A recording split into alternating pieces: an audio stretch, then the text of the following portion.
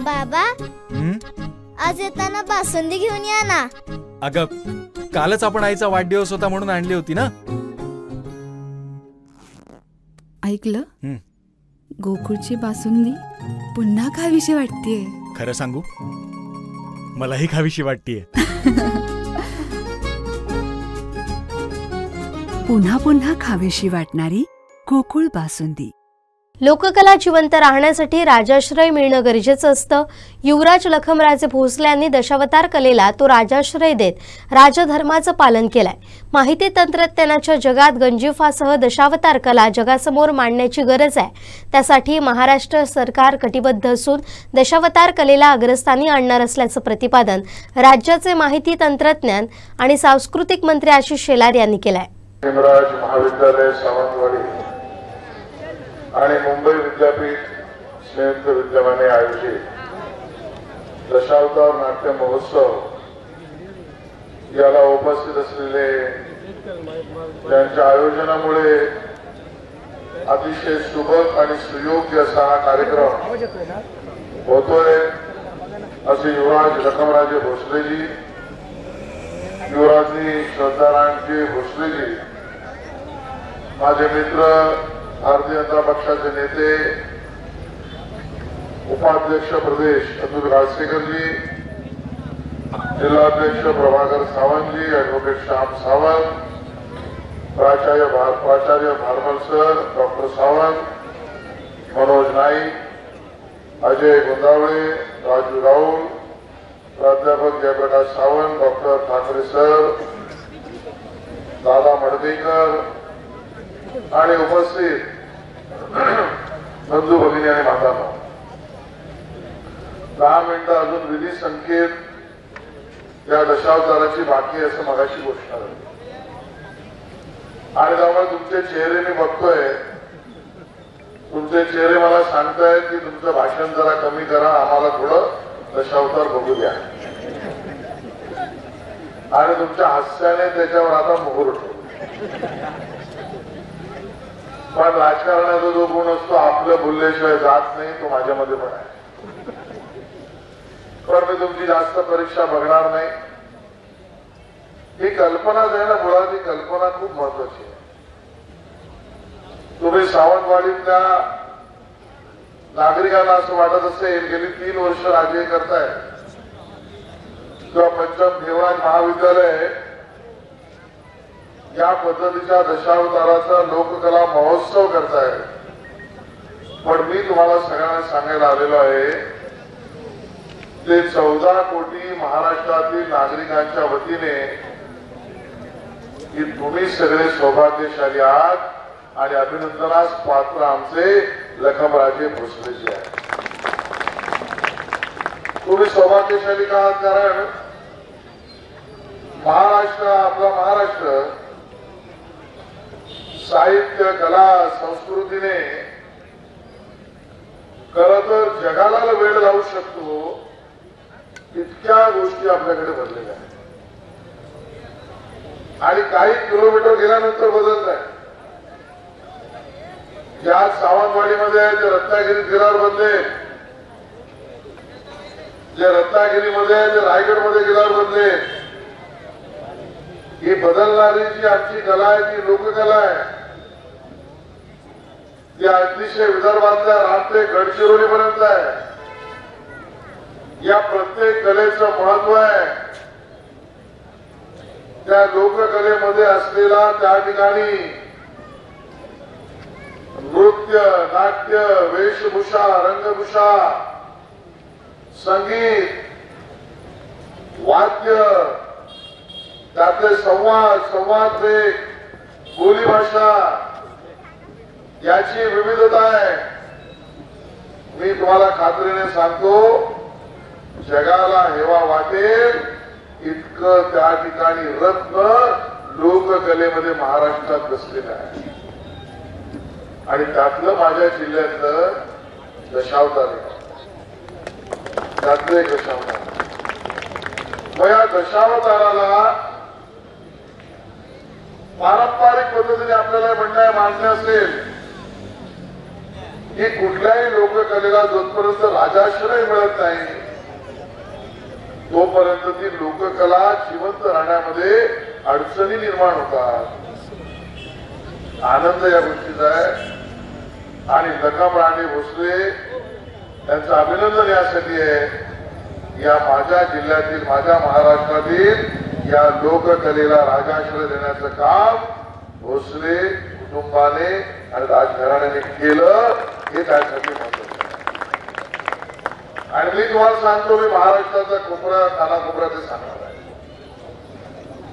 की या ठिकाणी इतक्या मोठ्या प्रमाणात दशावतारासाठी माझी मंडळी जमा होता.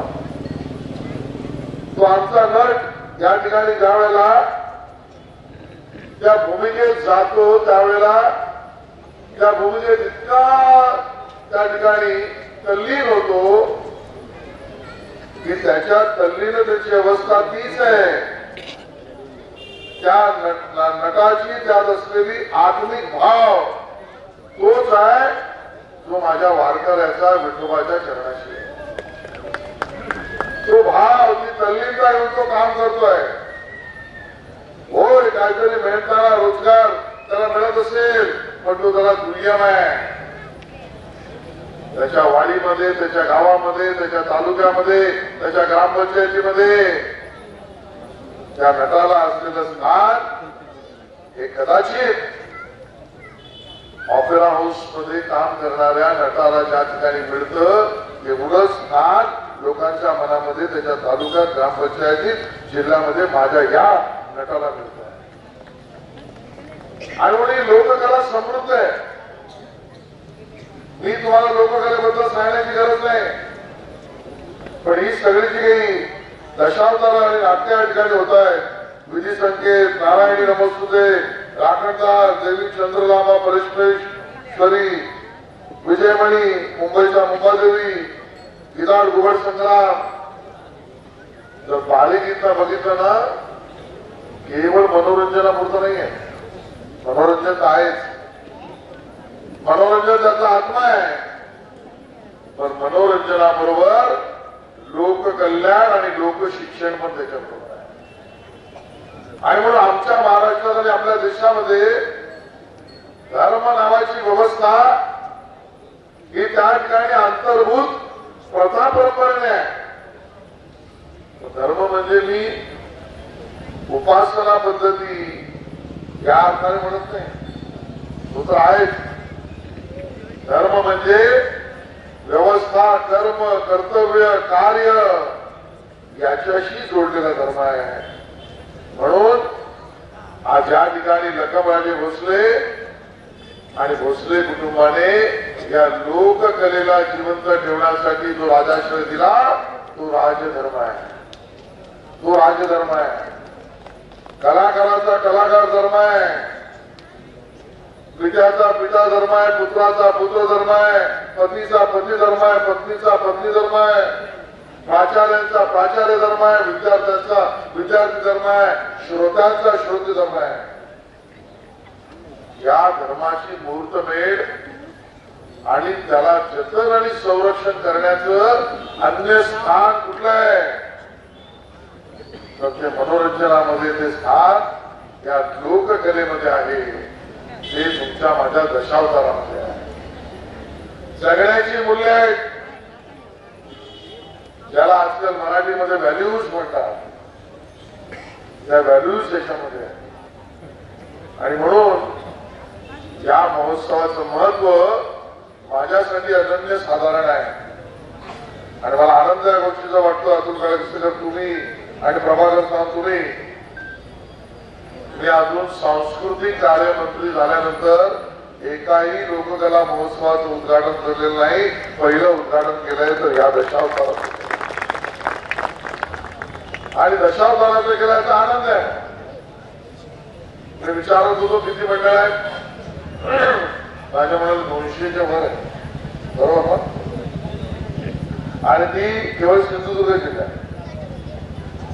आता कल्पना करा ही 200 मंडळ प्रत्येक मंडळामध्ये काम करणारी 50-100 लोक